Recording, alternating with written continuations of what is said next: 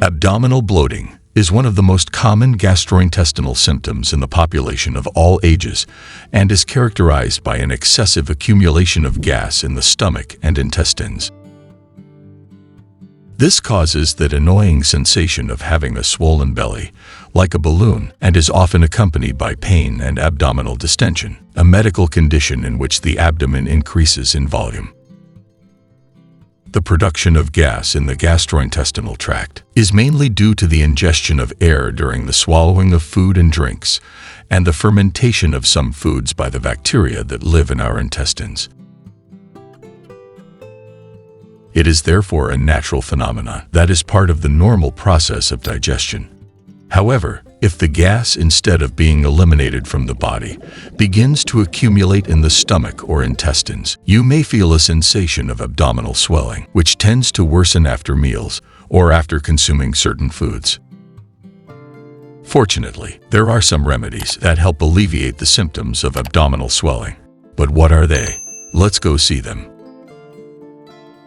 1. Nutrition.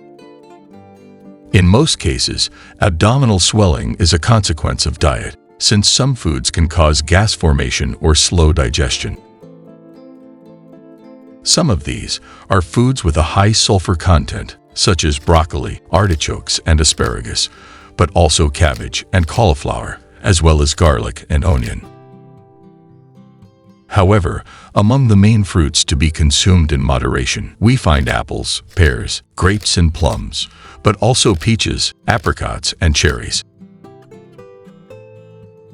Also be careful about excessive consumption of foods rich in dietary fiber, especially if introduced abruptly into your diet, such as legumes, especially if undercooked. It is important to limit, or better yet eliminate, the consumption of alcoholic beverages and carbonated drinks, which, being rich in carbon dioxide, contribute to the formation of intestinal gas. Avoid overly processed, fatty, or fried foods, as well as not eating too large meals, as they can slow down digestion and aggravate the symptoms of abdominal swelling.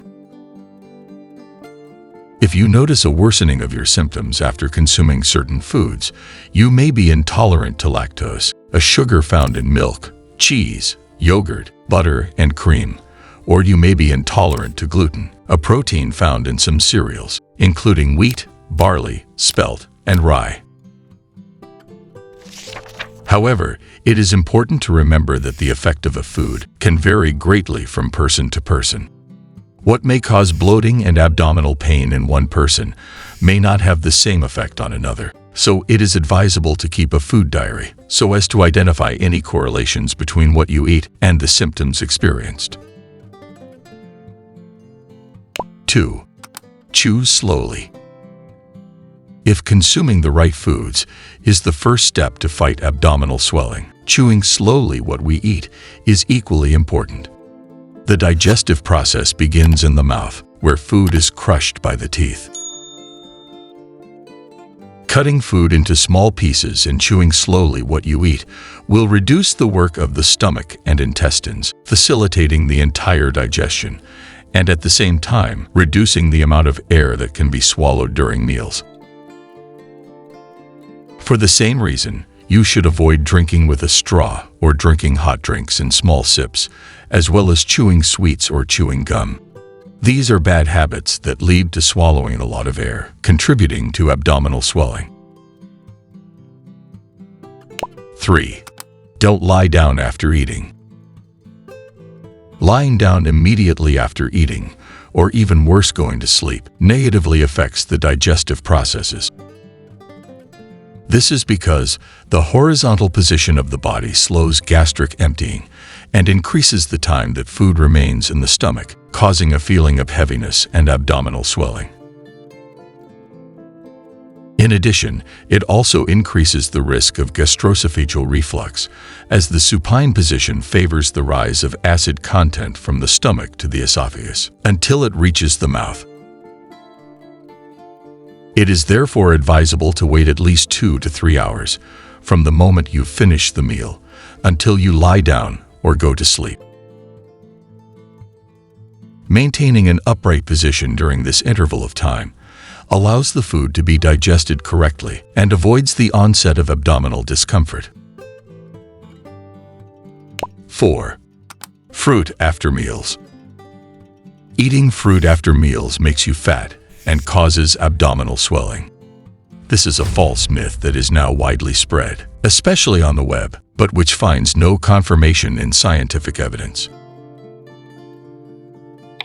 As the Italian National Institute of Health reminds us, some components present in fruit, such as dietary fiber and oligosaccharides, can slow down, even if slightly, the passage of food through the digestive system, leading to an accumulation of gas in the intestine, with a consequent sensation of bloating. However, this is a phenomenon that occurs especially in people who have a particular intestinal sensitivity, for example in those who suffer from ulcerative colitis or irritable bowel syndrome.